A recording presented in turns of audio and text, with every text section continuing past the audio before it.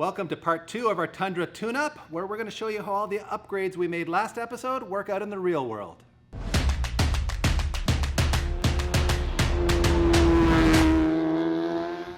If you watched the previous Tundra episode, you already know that we did a complete brake overhaul as well as changed out the wheel and tire package for a winter setup. And we repaired some crash damage. I got rear-ended and we replaced the rear bumper and the whole hitch assembly. What you didn't see, because it hadn't happened yet, is that my Trifold tonneau cover blew off. We had a really severe windstorm here a couple of weeks ago, and I was driving down the highway and it managed to peel this corner up off the front side of the tonneau.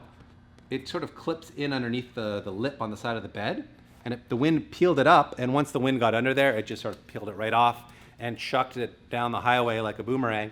Luckily, it didn't hit any other vehicles. It just ended up in the ditch. But I'm curious if this is an issue that you guys have ever experienced with Trifold, like these soft Trifold tonneaus before, or if this one just is a bit of an odd, scenario or not. I do know that it was installed very carefully because I had only put it on a few days before. We had taken it off to transport some big stuff around, and I put it on very deliberately, and I got the clamps in nice and tight because I had noticed it had been moving around a bit lately. So I was a little paranoid about it being a bit on the loose side, so I got it really snug on there, and yet it still peeled it up. In fact, it peeled it up so badly that you can see this plastic trim is kind of loose now, and it actually peeled the metal up underneath it as well. So this is all kind of like buckled out a bit, and the other side has it as well, although not quite as badly as this side, since this is where it started. So now I'm kind of in wondering, do I go with another one of these? Because these are inexpensive. This is a Lund unit, and it only costs us a couple $100. Or do I go with a more heavy-duty Trifold one that's, they're made of you can get aluminum ones. They have ones that are made of various types of FRP. I just don't know what to do. So maybe post in the comments what your experiences have been with Trifold tonneau covers. We like the Trifold because it gives us easy access to the bed, and we use it a lot. So, and I like how light this is, which is kind of what, because I used to have a heavier one, but it was such a pain to open it up. It was like shoulder pressing it off every time. So I like how light it is, but I don't want it to blow off and kill anybody or just cost me $200 every time one fails. So let us know in the comments on that. So today our mission is to do a road test and see how the brakes are working, see how we like these Continental winter tires, and to see how all the new towing gear that we installed is working as well. So you would have seen that we installed this Curt hitch as well as this Curt Rebellion XD cushion hitch receiver, which has a large poly bushing in it, which is supposed to soak up a lot of bumps in the road. And with this big enclosed 24-foot trailer here with our 2JZ M3 in it, it's going to weigh about 6,000 pounds. So it'll be really interesting to see how that feels. But before we do that, we need to get the trailer level and figure out the tongue weight. And traditionally, to do that, you've needed a scale and a measuring tape and a bunch of stuff. It turns it, or you have to take it to a trucker's scale. It's one of those jobs that's a real pain. And Curt has actually come up with a really cool product called Better Way, implying they have come up with a better way of doing this, and it's pretty ingenious. It is a Bluetooth device that plugs into the OBD2 port in your truck, and you obviously download an app to go with it, and it uses a bunch of the onboard sensors as well as a built-in accelerometer in here to calculate your tongue weight as well as your vehicle weight and your gross truck and trailer weight. It can calculate a bunch of cool stuff for you, and it can show you that both while you're parked, but also in real time out on the street. So you can see how your tongue weight changes as you're towing up and down a hill or down a bumpy road. It's really pretty ingenious.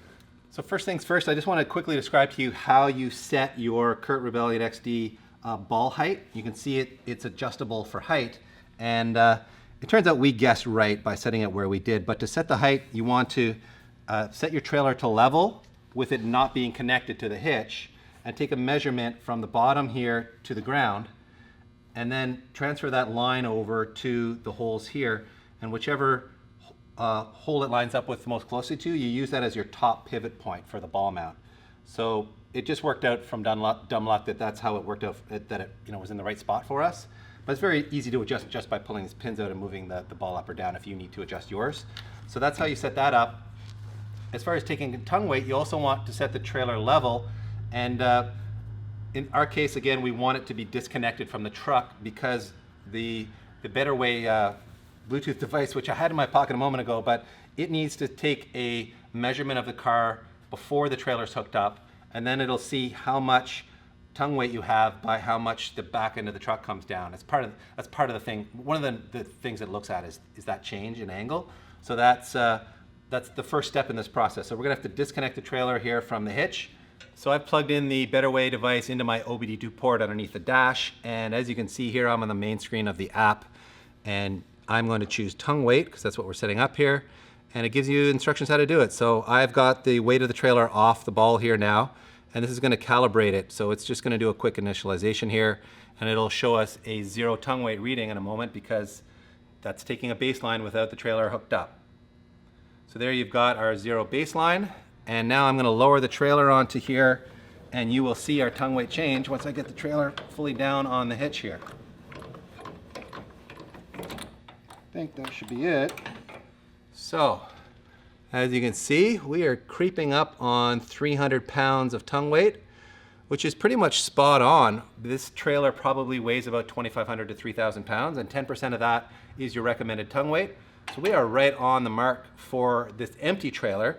Now the trick is to load the BMW in there and position it in the trailer in such a way that we still have a tongue weight of around 10%. So let's say the BMW weighs 3,500 pounds, this trailer weighs 2,500, that gives us 6,000 total.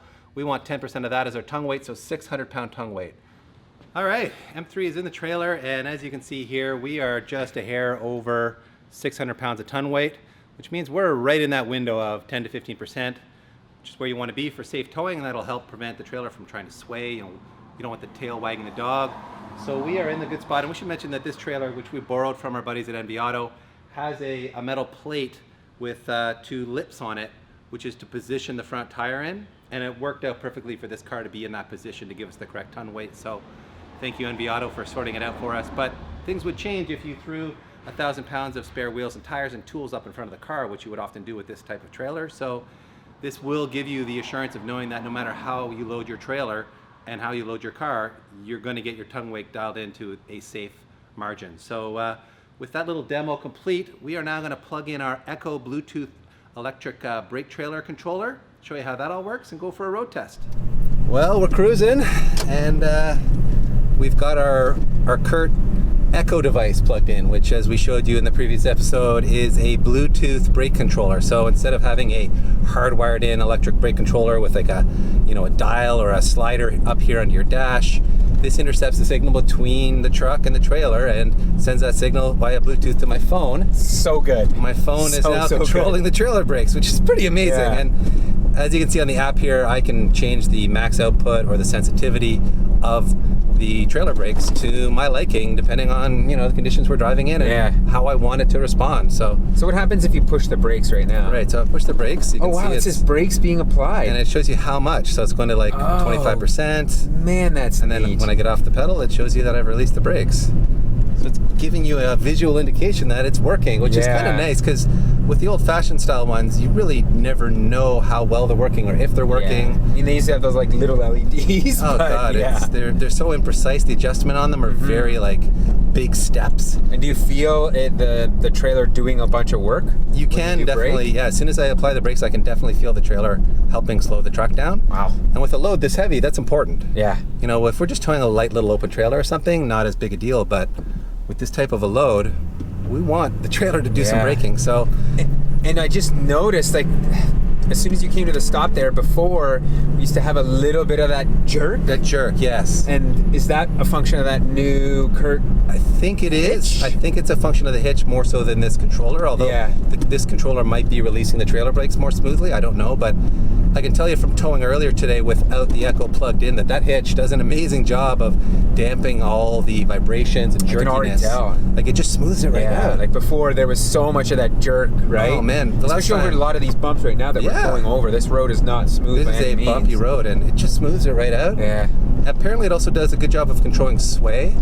Hopefully we never get into a situation where we even feel sway happening. But anyway, I'm amazed how much it sort of quiets it and smooths the ride quality when you're towing. So it's not an inexpensive hitch. I think it's like $500-600. But man, if you do a lot of towing and you want ride comfort, I think it's money well spent. You know what? The truck feels the same to a certain extent without the trailer, but you can just feel the extra load. Like that's what I'm getting sitting here. Yes. Where before you knew you had a trailer on there, right? There was a lot of that like crunking and crashing and kind of like going back and forth. It's all gone. So it's yeah, amazing. Really pretty amazing. It's a pretty cool combo having both of those things together. You know, it really is. And the better way tongue weight device too, we can actually use while driving. As for how the new winter tires are working and the brakes are working, I've been driving the car for about a month since we did that install, and I gotta say I'm super impressed by these Continental VikingContact7s. I've driven in a lot of different types of conditions. Yeah, we've had some crummy weather. We've had some full-on blizzards. We've had a lot of like freezing rain and slushy snow, and I drove down to Cincinnati and back with my son to go to the zoo there. So I've put a lot of miles on them in pretty much every kind of wintry condition you can think of, and they've been exceptional. For one thing, they're quite a bit quieter than the Continental all-terrains that we had on here for the summer setup. Right. Because they're not as like knobby or as aggressive a tread pattern. Does that make them too soft though? No, actually I find the ride quality is very similar. They're probably slightly softer sidewall, so it does, I think, give me a bit more ride compliance, which frankly I don't mind. Yeah, why not? And they have that usual like hum that you get from a winter tire, right? Because of all the sipes. Yeah, I can hear it right now. You can hear it humming a bit, yeah. But it doesn't have that growl, like that more aggressive growly sound of the bigger knobbier tire. So I like them. I find them to be quieter and a little bit smoother riding. And most importantly, the grip in the snow or in the ice or even in the rain has been exceptional. I mean, even just in two-wheel drive, I have a very steep driveway at home, and I used to have to put it into four-wheel drive to get up my driveway in any kind of snow. And with these, I can just leave it in two-wheel drive and drive up there like I'm on dry pavement. It's incredible the grip that you have in the snow. So yeah, the siping on these, every time I look at them, there's just so much of it that you know, like this is a top-tier winter tire, right? It really is. And if you look at the online reviews for this tire, they are rated extremely highly, and now I understand why, because wow, the grip that I've experienced in this truck, I didn't think a truck, this trucks, big heavy trucks that are rear wheel drive with no weight in the back usually feel pretty sketchy in the snow. Yeah. But this thing just feels so confidence inspiring in any kind of conditions with these tires on it. So absolutely blown away by them. I want to put them on everything. In fact, I put them on my wife's Prius, and I even wrote a review about them on our website. So if you want to see that review, you can go to our website. It's just speed.academy. And the brakes are great too. I've been very impressed by them. They took a little bit of time to bed in.